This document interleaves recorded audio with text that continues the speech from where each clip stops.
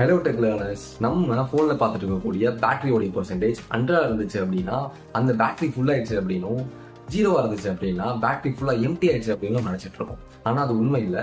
இந்த battery percentage எப்படி work ஆகுது அப்படின்னு நம்ம தெரிஞ்சுக்கிறதுக்கு பிஎம்எஸ் பற்றி தெரிஞ்சுக்கணும்.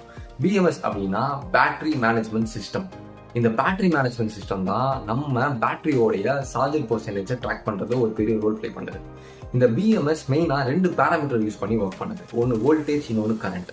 நம்ம ஃபோனை எவ்வளோ நேரம் யூஸ் பண்ணுன்றதை பொறுத்து கரண்டோடைய லெவல் மாறிக்கிட்டே வரும். அப்படி மாறுற வேல்யூ நம்மளுக்கு ஒரு பெர்சன்டேஜ் வேல்யூ கிடைக்கும். உதாரணத்துக்கு 50% அப்படின்னு நம்ம எடுத்துக்கோம்.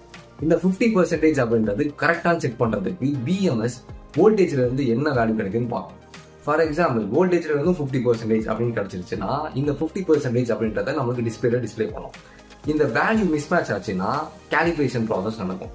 கேலிப்ரேஷன்னா கரெக்ஷன். உதாரணத்துக்கு, வோல்டேஜ்ல இருந்து வரக்கூடிய பெர்சன்டேஜ் வேல்யூ 60ஆகவும் கரண்ட்ல இருந்து வரக்கூடிய பெர்சன்டேஜ் வேல்யூ 80ஆகவும் இருந்துச்சுன்னா பிஎம்எஸ் இந்த இடத்துல காலிபிரேட் பண்ணி கரெக்டான பெர்சன்டேஜை நம்மளுக்கு டிஸ்பிளே பண்ணும்.